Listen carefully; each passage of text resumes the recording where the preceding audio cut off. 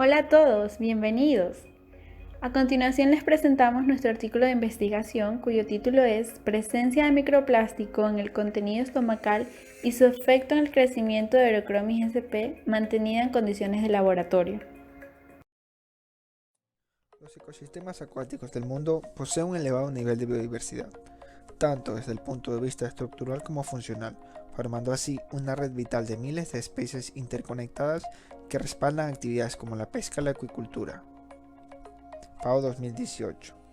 Uno de los principales problemas que afectan a estos ecosistemas acuáticos es la contaminación por basura marina, que se ha incrementado significativamente y se encuentra en todos los mares y océanos. La contaminación marina por microplásticos.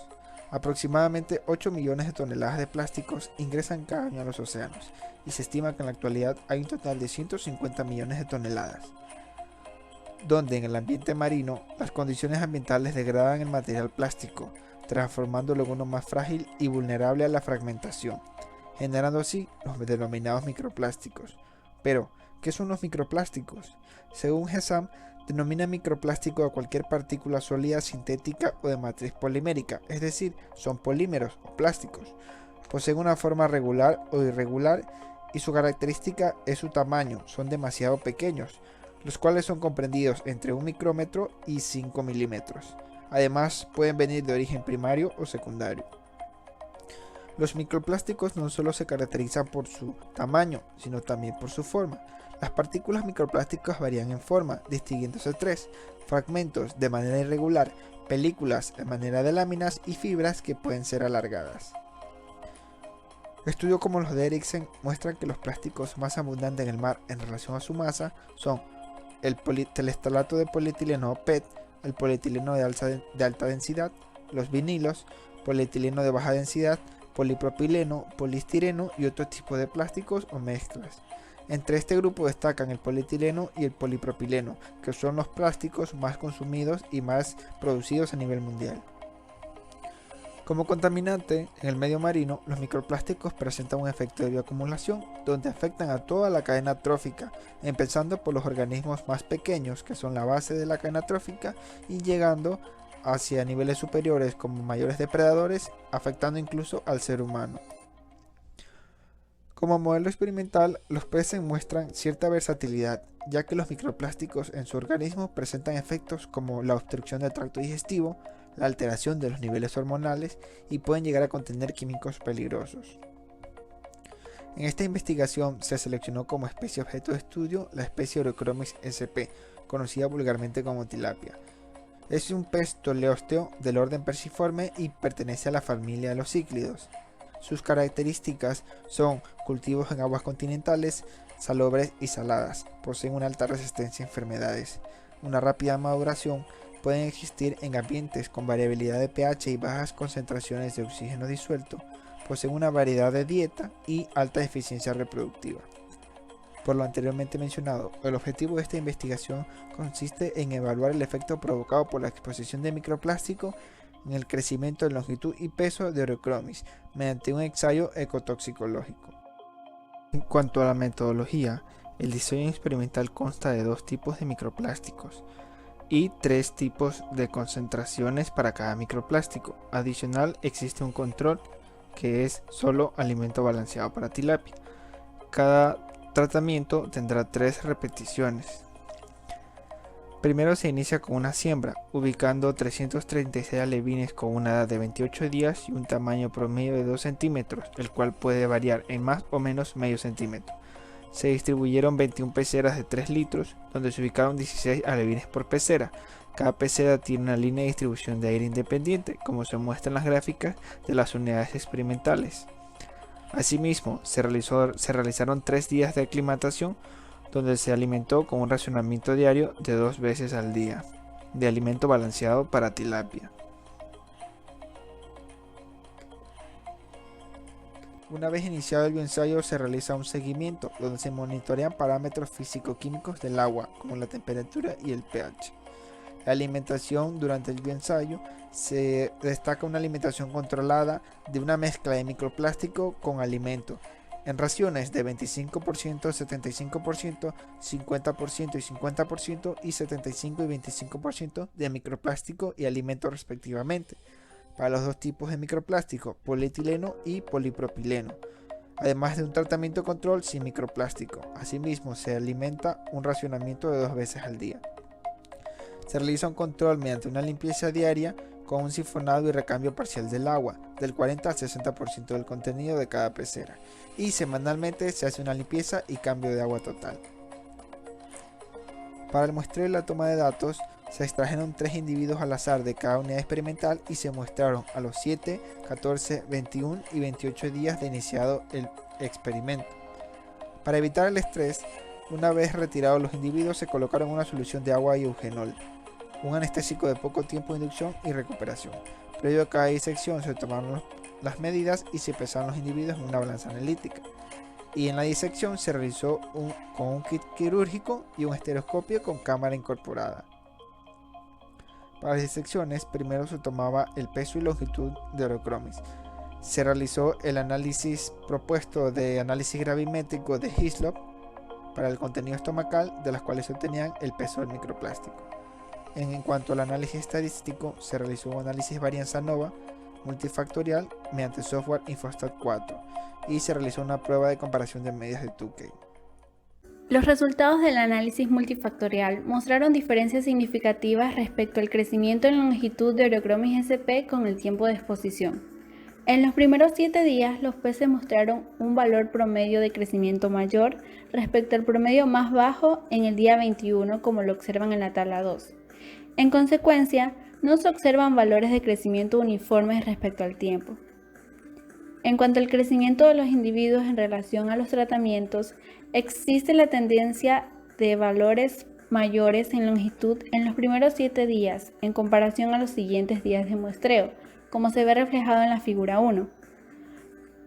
El análisis en función de los tratamientos experimentales no presentó diferencias significativas.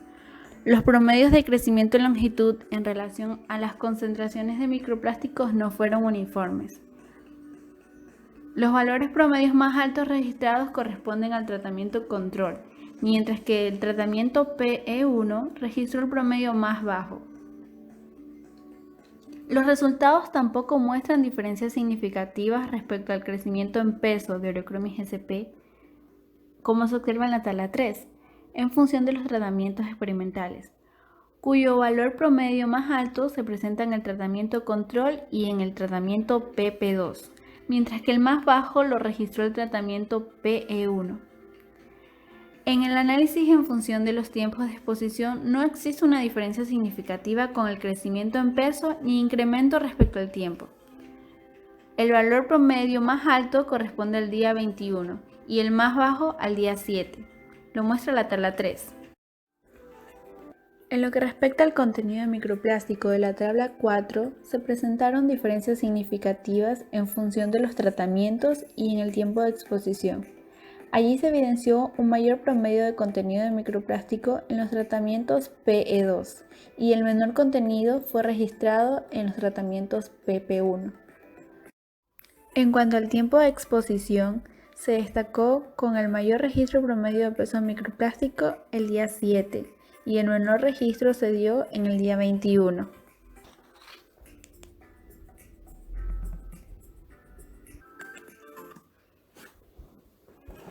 En la presente investigación, inicialmente se planteó la hipótesis de que la ingesta de microplásticos polietileno y polipropileno tendrían un efecto negativo en las variables de crecimiento de Eurochromis sp, pero se demostró que las medidas de crecimiento, longitud y peso de los peces no difirieron significativamente entre los tratamientos de microplástico. Estos resultados son similares a los obtenidos por Wen y colaboradores en el año 2018, cuando los microplásticos no obtuvieron un impacto significativo en el crecimiento del pez disco, Symphysodon aquafasciatus. Asimismo, otras investigaciones de exposición de microplástico con peces vidrios asiáticos de Naido y Glasson en el año 2019 mostraron que el crecimiento en la talla de los peces en los tratamientos de microplásticos no difirió entre sí. Sin embargo, en relación al control, sí se evidenció una disminución significativa en la talla estándar con efectos como cambios mínimos o una disminución del cuerpo. En este estudio se evaluó el crecimiento en longitud de Eurochromis según el tiempo de exposición, hallándose una diferencia significativa en el primer muestreo. El mayor crecimiento en los primeros 7 días de muestreo podría deberse a un proceso adaptativo, pues la ingestión de partículas microplásticas supone una carga energética adicional para los procesos de depuración de los organismos y también una disminución de las reservas de energía a través de la catálisis de lípidos. Con la energía utilizada para atacar estos efectos subletales, la disminución de la alimentación y una posible falsa sensación de saciedad pueden reducir aún más la energía disponible para un crecimiento óptimo. Naidoo y Glasson exponen que los efectos negativos de los microplásticos en el crecimiento también se han demostrado para peces de agua dulce, en invertebrados como Daphnia magna o lombrices de tierra. Por lo tanto, es posible asumir que los organismos tuvieron que redirigir la energía que normalmente se usa para el crecimiento hacia otras funciones vitales de mantenimiento, como en este caso la expulsión de microplástico. En el estudio de Wang y colaboradores en el año 2020 con pez guppy Poecilla reticulata, los microplásticos suprimieron el factor de condición. De esta manera, después de la exposición, no inhibieron significativamente su supervivencia y crecimiento.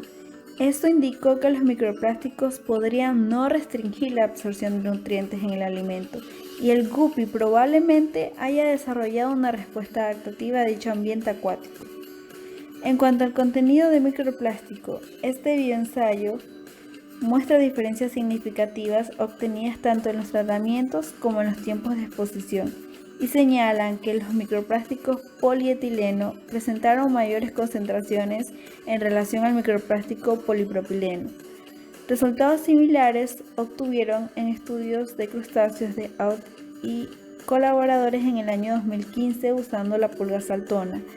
Aquí relacionaron significativamente la ingestión de microplástico con las concentraciones y los tipos. Las exposiciones crónicas de microplástico polietileno presentaron mayores variaciones y tendencias distintas en las que ingieren menos partículas de microplástico conforme pasaba el tiempo de exposición. En cuanto a la exposición de polipropileno, hubo un significativo aumento en la ingestión y la excreción de este microplástico, de tal manera que se disminuyó su crecimiento, contrario a la exposición aguda de polietileno. Esto no resultó en reducciones significativas del crecimiento en el tiempo en respuesta al aumento de la exposición.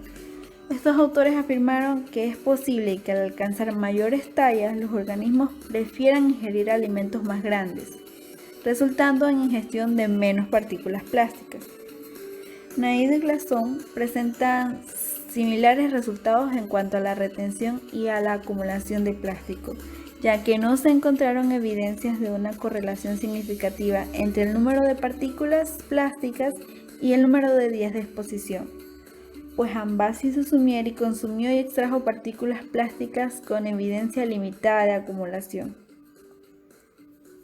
Todos estos autores aseguran que el aumento de la toxicidad debido a la exposición de fibras de polipropileno puede atribuirse a la diferencia de forma, ya que, como sugieren autores como Wright, la forma microplástica puede tener una influencia significativa en el destino y en el transporte de los mismos. Además, a una mayor retención puede favorecer la disociación y la lixiviación de contaminantes asociados al plástico en el intestino. Esto genera efectos negativos para la salud. En cultivos de interés comercial, la ingesta de plásticos llega a afectar el rendimiento y crecimiento. Algunos autores afirman que las disminuciones del tamaño de los peces tendría efectos adversos en la biomasa y su rendimiento, incluso llegando a alterar las redes tróficas y afectando a especies de interés comercial, puesto que estas especies utilizan las zonas estuarinas como áreas de crías o en actividades de acuicultura realizadas cerca de los núcleos urbanos.